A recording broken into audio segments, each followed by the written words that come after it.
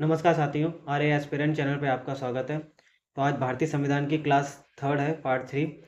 और हम लोग घटना चक्र पूर्वावलोकन को सॉल्व कर रहे हैं। जितने भी उसके क्वेश्चन आए हुए हैं उसके ये नोट्स हैं जिसको हम लोग डिस्कस करेंगे। ओके, मैं कोशिश करूंगा कि आपको घटना चक्र पूरी सॉल्व करा दूं। हर 2 दिन में आपको एक क्लास मिल जाएगी। अभी पॉलिटी सॉल्व कर ले रहे हैं, इससे पहले ज्योग्राफी हो चुकी है। उसके भी कुछ एक आध क्लास बची हुई हैं तो वो भी कंप्लीट हो जाएगी। इसके बाद साइंस और हिस्ट्री पोर्शन वो भी कंप्लीट कर लेंगे। इसके अलावा करंट अफेयर भी जब तक एग्ज़ाम होगा तो मैं कोशिश करूँगा कि आपको कंप्लीट करा दूँ। ओके, तो क्लास स्टार्ट करने से पहले अगर आप मेरे चैनल पर नए हैं तो चैनल को सब्सक्राइब, वीडियो को लाइक और अपने दोस्तों के साथ शेयर जरूर करें। ओके, तो चलिए क्लास स्टार्ट करते हैं। इससे पहले वाली क्लास में यानी क्लास सेकंड में जो पार्ट सेकंड था इंडियन कॉन्स्टिट्यूशन का, भारतीय संविधान का, उसमें आर्टिकल्स तक हम लोगों ने कंप्लीट कर लिया था। उसके बाद हम बात करते हैं शेड्यूल्स की यानी कि अनुसूचियों की। ठीक है, तो इंडिया में अगर बात करें तो मूल संविधान में क्वेश्चन डिपेंड करता है कि आपसे पूछा क्या जा रहा है। अगर पूछा जाता है कि मूल संविधान में कितने अनुसूचियां थी तो आपको लगाना है 8। वर्तमान में कितनी है तो 12। तो 4 अनुसूचियों को भारत में जो संविधान संशोधन के द्वारा जोड़ा गया है, जिसमें से एक है 9, 10, 11 और 12। ये तीनों आप याद रखिएगा। इसमें कुछ जो है विधियों को और नियमों को, अधिनियमों को रखा गया है। ठीक है, 10 की बात करें तो दल बदल से संबंधित है। 11वीं की बात करें तो पंचायत से संबंधित है और 12वीं नगर पालिकाओं से संबंधित है। तो ये आपको याद रखनी है इनके बारे में। ओके, तो कुछ अनुसूचियां जो 12 हैं उनकी बात कर लेते हैं कौन सी किस में, क्योंकि इससे सबसे ज़्यादा क्वेश्चन पूछा जाता है मैच दी कॉलम में। आपको बहुत से प्रश्न मिलेंगे मैच दी कॉलम में मिलेंगे, जो इन अनुसूचियों में कौन सी अनुसूची में क्या प्रावधान किए गए हैं वो आपको बताने होते हैं। ओके, तो पहले की बात करते हैं। फर्स्ट में जो है राज्य और संघ राज्य क्षेत्र के बारे में है। सेकंड की बात करते हैं तो भारतीय संघ के जो पदाधिकारी हैं उनको मिलने वाले वेतन, भत्ते और पेंशन, इनके बारे में दिया गया है। थर्ड की बात करते हैं तो भारतीय संघ के जो पदाधिकारी हैं उनकी शपथ और प्रारूप, शपथ का जो प्रारूप है उसका उसका जो है उल्लेख मिलता है। ओके, फोर्थ की अगर बात करें तो राज्यसभा में प्रतिनिधित्व दिया गया है राज्यों को, केंद्र शासित प्रदेशों को। यानी राज्यसभा की जो सीटें हैं उनका बंटवारा किया गया है राज्यों में और केंद्र शासित प्रदेश यानी कि यूटीज में। पांचवी अनुसूची की बात करते हैं तो जो अनुसूचित क्षेत्र हैं या अनुसूचित जनजाति के प्रशासन व नियंत्रण से संबंधित है। अनुसूचित क्षेत्र के या अनुसूचित जनजातियों के प्रशासन और नियंत्रण से संबंधित है पांचवी। छठवीं याद रखिएगा, असम, मेघालय, त्रिपुरा, मिजोरम, ये 4 पूर्वोत्तर भारत के राज्य हैं। उनके जनजातीय क्षेत्रों के प्रशासन से संबंधित है। ओके, 7 नंबर, ये 5 और 6 कंफ्यूज करते हैं। असम मेघालय वाला कौन सा है तो असम मेघालय वाला है 6 नंबर। ठीक है, असम, मेघालय, त्रिपुरा, मिजोरम। और ये चारों राज्यों के नाम भी याद रखिएगा जो शेड्यूल 6 के तहत आते हैं। 7 नंबर है शक्तियों का विभाजन है केंद्र और राज्य के बीच में। ठीक है, शक्तियों का विभाजन किया गया है जिनमें 3 सूचियों की बात की गई है। एक है संघ सूची, राज्य सूची, संवर्ती सूची। ओके, संवर्ती सूची जिसको ऑस्ट्रेलिया से लिया गया है, इससे पहले की क्लास में हम लोगों ने पढ़ा था। ये काफ़ी प्रश्न पूछा जाता है कि संवर्ती सूची किस देश से हमने ली है। ठीक है, तो ऑस्ट्रेलिया से। 8वीं में बात करें तो 22 भाषाओं का उल्लेख है। इसके अलावा आप यह याद रखिएगा जो मूल संविधान था उसमें 14 भाषाएं थी। ठीक है, समय समय पर संविधान संशोधन के द्वारा भाषाओं को ऐड किया गया है। एक मिनट। ठीक है, इसके बाद करते हैं नौवीं अनुसूची की। नौवीं अनुसूची में कुछ अधिनियमों को शामिल किया गया है।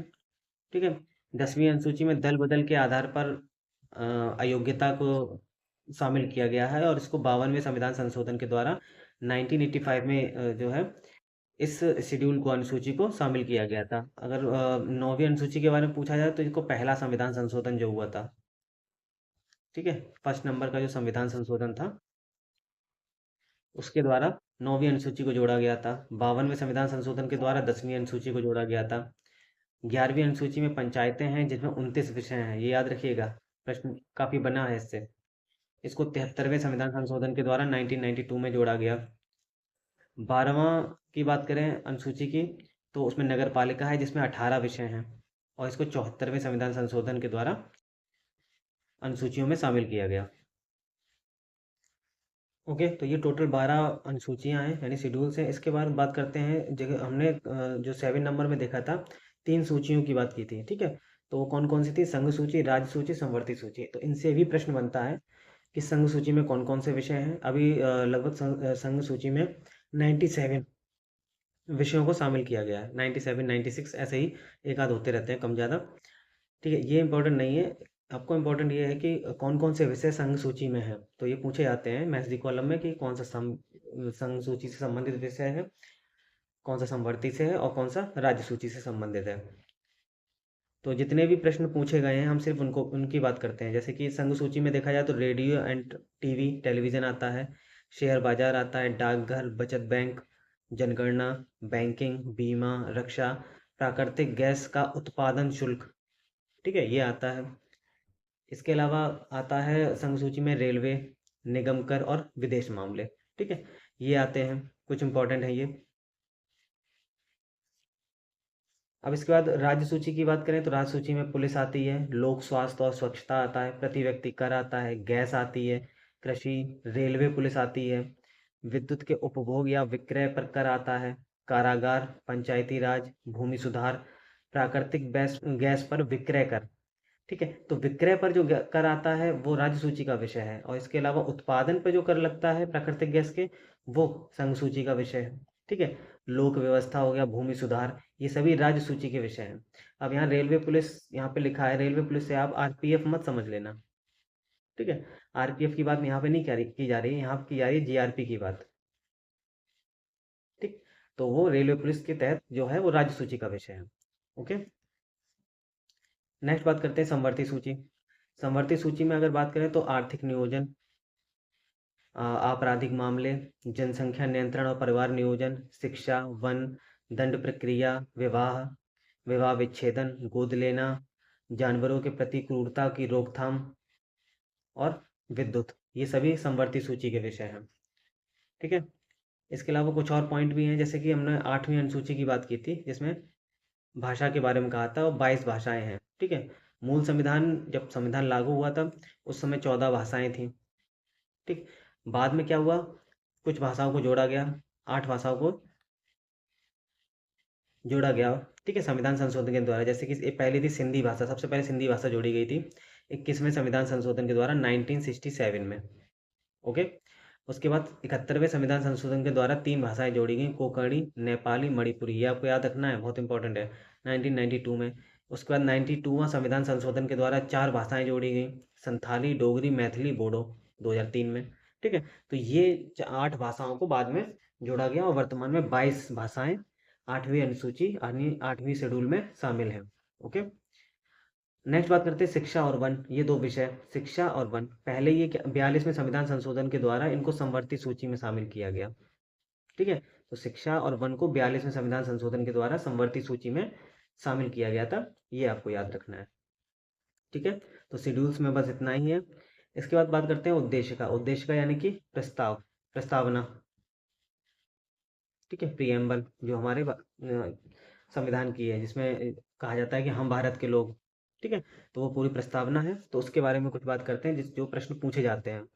जैसे प्रस्तावना की बात करें तो जवाहरलाल नेहरू ने 13 दिसंबर 1946 को संविधान सभा, जो संविधान बनाने के लिए संविधान सभा का गठन किया गया था, उसमें प्रस्तावना प्रस्तुत की थी। उसकी डेट याद रखनी है, 13 दिसंबर और 1946 में, ठीक है? तो 13 दिसंबर 1946 को संविधान सभा में जवाहरलाल नेहरू के द्वारा प्रस्तावना को या उद्देशिका को प्रस्तुत किया गया था, ठीक है? 22 दिसंबर 1946 को देखो, एक ये उद्देशिका को जो पारित किया गया था ये गलत लिखा है यहाँ पे, 22 दिसंबर नहीं है, 22 जनवरी है, जनवरी 1947, ये करेक्ट कर लेना इसको, 22 जनवरी 1947 को, ठीक है, ये पारित हुई थी। तो 13 दिसंबर 1946 को इसको प्रस्तुत किया गया था और 22 जनवरी 1947 को ये पारित हुई थी, ठीक है? ओके, ठीक। एक कंडीशन ये पूछी जाती कि जब भारत में संविधान लागू हुआ था 26/1/1950 को भारत की संवैधानिक स्थिति क्या थी, ठीक है? तो ये प्रश्न पूछा था कि क्या उस समय हम लोग लिखते थे, तो संपूर्ण प्रभुसत्ता संपन्न लोकतांत्रिक गणराज्य, ये था। 1976 के बाद क्या हो गया था, संपूर्ण प्रभुसत्ता संपन्न समाजवादी पंथ निरपेक्ष लोकतांत्रिक गणराज्य हो गया। क्योंकि ये दो जो शब्द हैं समाजवादी और पंथ निरपेक्ष, ये जो शब्द हैं ये कब जोड़े गए थे? 42वें संविधान संशोधन 1976, 42वें संविधान संशोधन के द्वारा ये जोड़े गए थे 1946 में। ठीक है, उससे पहले लिखत हम लोग लिखते थे संपूर्ण प्रभुसत्ता संपन्न लोकतांत्रिक गणराज्य। तो ये उसमें क्वेश्चंस में पूछा जाता है भारत की स्थिति के बारे में कि आज़ादी के जब संविधान लागू हुआ था तब क्या थी और 1976 के बाद क्या था, वर्तमान में क्या है। तो वर्तमान में ये है संविधान संपूर्ण प्रभुसत्ता संपन्न समाजवादी पंथ निरपेक्ष लोकतांत्रिक गणराज्य। ठीक है, ये पूरा ही सेंटेंस आपको याद रखना है, क्रम भी याद रखना है कि सबसे पहले समाजवादी है, पहले प्रभुसत्ता संपन्न है, फिर समाजवादी, फिर पंथ निरपेक्ष लोकतांत्रिक गणराज्य। ठीक, ये प्रियम्बल के बारे में ये लाइन याद रखिएगा। 42वें संविधान संशोधन 1976 के द्वारा संविधान में एकमात्र अभी तक जो क्या कहते हैं प्रस्तावना में यानी उद्देशिका में अभी तक एकमात्र संशोधन हुआ है और वो यही है 42वां संविधान संशोधन है जिसमें 3 शब्दों को जोड़ा गया था, समाजवादी, पंथ निरपेक्ष और अखंडता। ओके, इससे भी प्रश्न काफी बने हैं। संविधान में कितने प्रकार के न्याय, स्वतंत्रता और समता की बात की गई, ये भी आपको याद रखना है। 3 प्रकार के न्याय हैं, सामाजिक, आर्थिक, राजनीतिक न्याय। 5 स्वतंत्रता हैं, विचार, अभिव्यक्ति, विश्वास, धर्म और उपासना की स्वतंत्रता। और 2 समता हैं, प्रतिष्ठा और अवसर की समता के बारे में बात की गई है। ठीक है, प्रस्तावना में अगर बात करें तो संविधान की आत्मा, प्रस्तावना को भी संविधान की आत्मा कहा जाता है। इसके अलावा एक आपने सुना होगा, अंबेडकर ने संवैधानिक उपचारों के अधिकार को संविधान की आत्मा कहा था, यानी कि आर्टिकल 32। तो ये प्रश्न पूछने पर डिपेंड करता है। अगर इस पे मतलब नाम लेके अगर पूछा जाए कि अंबेडकर ने किसे संविधान की आत्मा कहा है, तो आप याद रख तो आपको टिक करना पड़ेगा आर्टिकल 32, संवैधानिक उपचारों के अधिकार। इसको अंबेडकर ने संविधान की आत्मा कहा है। अगर नॉर्मल पूछा जाता है कि संविधान में किसको संविधान की आत्मा कहा जाता है, तो प्रस्तावना को। ठीक है, तो ये दोनों क्वेश्चन अलग अलग हैं, इनको याद रखिएगा। नेक्स्ट है प्रस्तावना के बारे में, या उद्देशिका। प्रस्तावना कोई उद्देशिका भी कहते हैं। ठीक है, ये न्याय योग्य नहीं है, यानी लागू नहीं किया जा सकता इसको। ओके, ये क्या करता है, संविधान के अस्पष्ट क्षेत्रों की व्याख्या करती है प्रस्तावना। ओके, ये कथन कारण में पूछा जाता है। भारतीय संविधान के उद्देश्यों को बताता है। तो भारतीय संविधान के उद्देश्यों को कौन बताता है? प्रस्तावना बताती है कि भारतीय संविधान के क्या उद्देश्य हैं। ओके, आर्थिक न्याय की बात करते हैं। ये प्रश्न पूछा गया था कि आर्थिक न्याय भारत में कहाँ पर उसका वर्णन किया गया है, तो आप याद रखिएगा प्रस्तावना में और नीति निर्देशक तत्व में आर्थिक न्याय के बारे में कहा गया है। ठीक है, सुप्रीम कोर्ट के कुछ वाद हैं प्रस्तावना को लेकर। प्रस्तावना को लेकर कुछ वाद हैं सुप्रीम कोर्ट के, वो आपको याद रखना है। जैसे बेरुबारी वाद, ये 1960 का है, 1960 का। इसमें क्या हुआ था कि उद्देशिका को संविधान का अंग नहीं माना था इस वाद में। ठीक है, गोलकनाथ वाद की बात करें, ये 1967 में, इसमें उद्देशिका को संविधान की मूल आत्मा कहा गया। ओके, केशवानंद भारतीवाद 1973 का है, बहुत इंपॉर्टेंट है। इसमें कहा गया था कि संविधान का भाग माना गया उद्देशिका को। ओके, तो बेरुवारीवाद जो था, इसमें उद्देशिका को जो है संविधान का भाग नहीं माना गया था। बाद में केशवानंद भारती वाले बाद में संविधान का भाग माना गया है उद्देशिका को। ठीक है, तो ये आपको तीनों ही याद रखने हैं। इसके अलावा बम्बई वाद एक था 1994 का, बोम्मई, बोम्मई है, ये आदम माँ है और माँ ई, बोम्मई। इसमें पुनः स्पष्ट किया गया कि उद्देशिका संविधान का भाग है।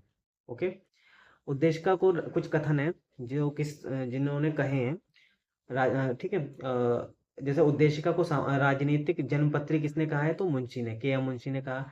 संविधान को एक पवित्र दस्तावेज कहा है, अंबेडकर ने।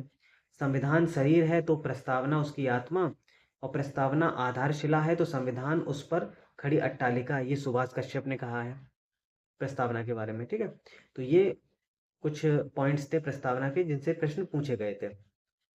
ओके, नेक्स्ट बात करते हैं शासन प्रणाली की। तो शासन प्रणाली जो ये टॉपिक है, इसमें हम बात करेंगे जो भारत में जो शासन प्रणाली है वो किस तरीके की है और उससे किस किस तरीके के प्रश्न पूछे गए हैं।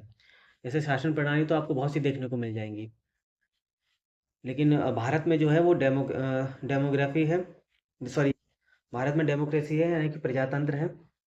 और ये भी डेमोक्रेसी भी जो होती है यानी प्रजातंत्र भी है, 2 तरीके का होता है। एक तो संसदीय शासन व्यवस्था वाला और एक अध्यक्षीय शासन व्यवस्था वाला।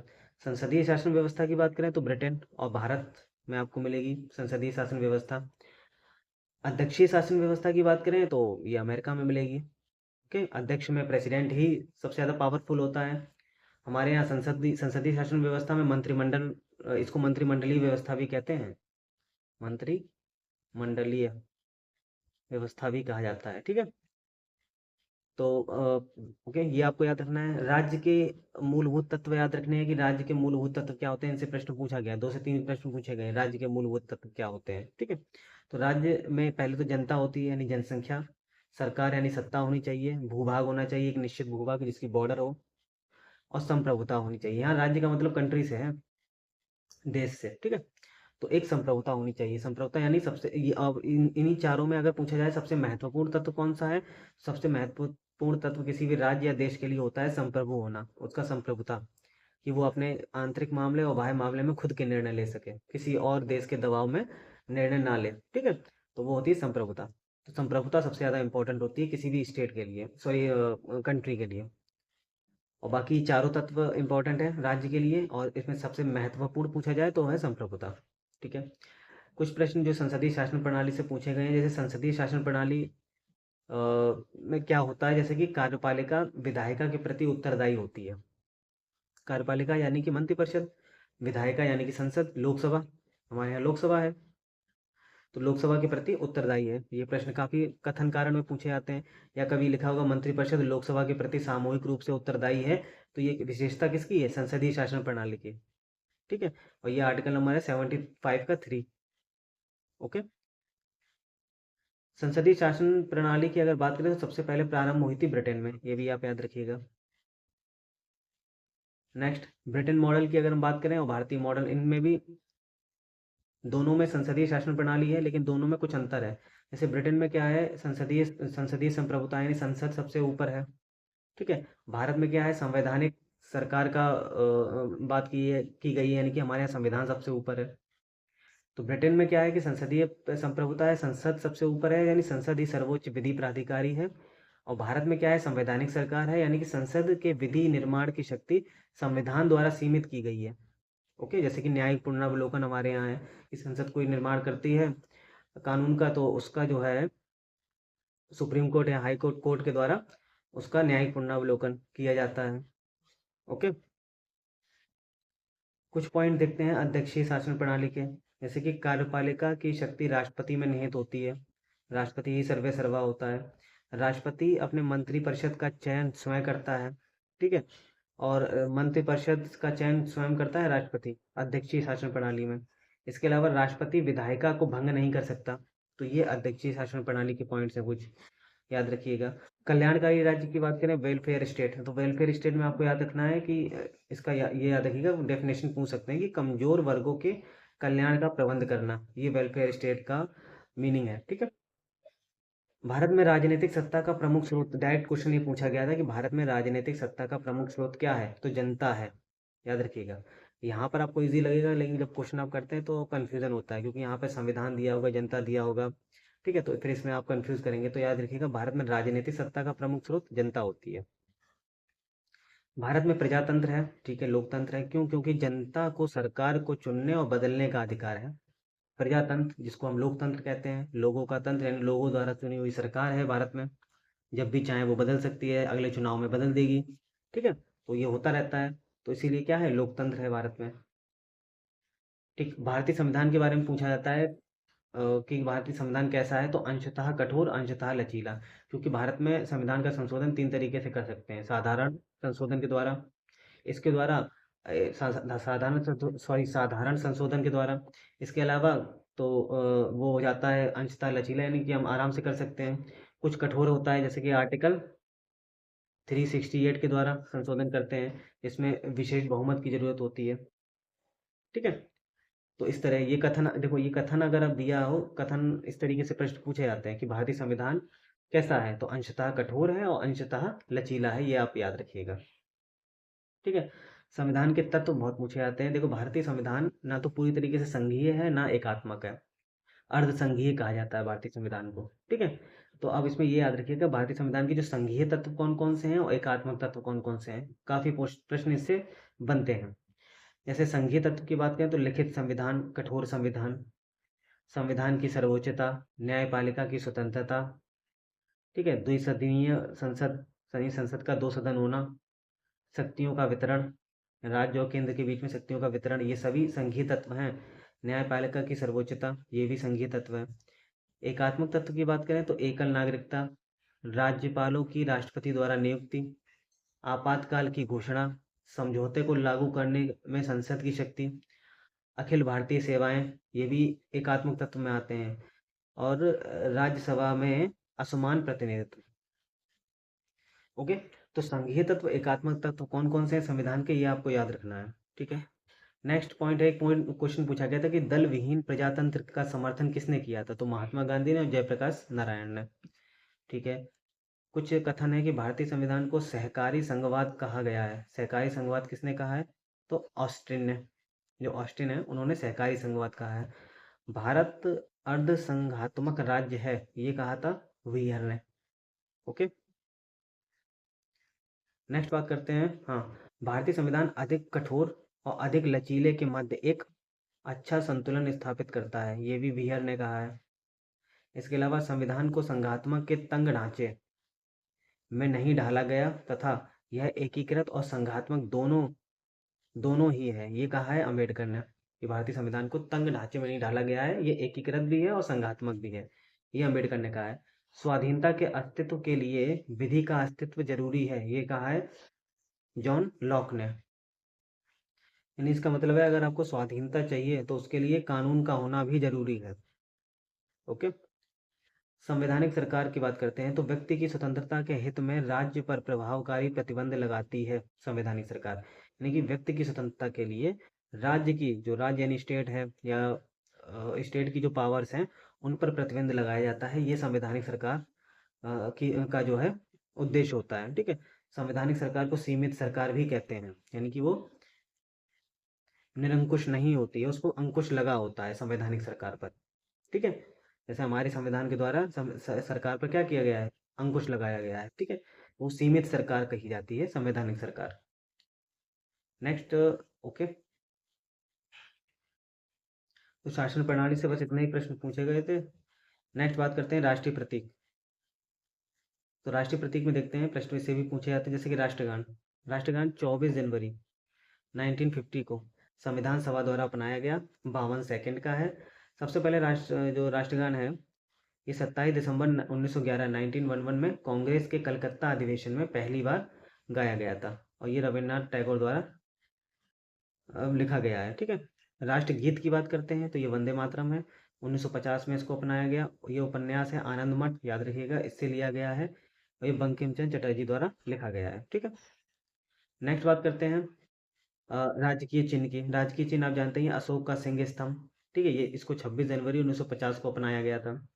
राष्ट्रीय ध्वज की बात करते हैं, संविधान सभा द्वारा 22 जुलाई 1947 1947 को इसको अडॉप्ट किया गया था। इसकी लंबाई चौड़ाई का अनुपात याद रखिएगा 3:2 है।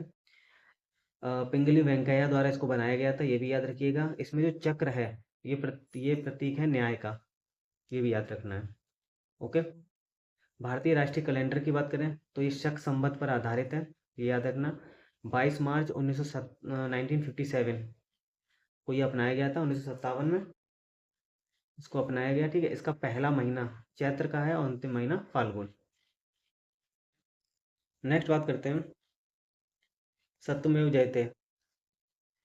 ये जो है मुंडकोपनिषद से लिया गया है। राष्ट्रीय जलीय जीव गंगा डॉल्फिन है, और राष्ट्रीय पक्षी मोर है। राष्ट्रीय पशु बाघ। राष्ट्रीय नदी गंगा नदी, जिसको 2008 में घोषित किया गया था राष्ट्रीय नदी के रूप में। ओके, नेक्स्ट बात करते हैं कुछ राष्ट्रीय दिवस। भारत में 3 राष्ट्रीय दिवस हैं, एक है स्वाधीनता दिवस 15 अगस्त, गणतंत्र दिवस 26 जनवरी, और गांधी जयंती 2 अक्टूबर। ओके, तो आज के सेशन में बस इतना ही। मैं कोशिश करूंगा कि आपको जल्द से जल्द वीडियो मिले, जल्द से जल्द ये टॉपिक जो है वो ख़त्म हो जाए। इसके बाद नेक्स्ट वीडियो में मिलते हैं, नेक्स्ट जो आगे के टॉपिक हैं उनको कवर करेंगे। और वीडियो आपको अगर अच्छी लगी हो तो उसको लाइक ज़रूर करें, चैनल को सब्सक्राइब करें, और अपने दोस्तों के साथ ज़रूर शेयर करें। पूरा वीडियो सुनने के लिए धन्यवाद।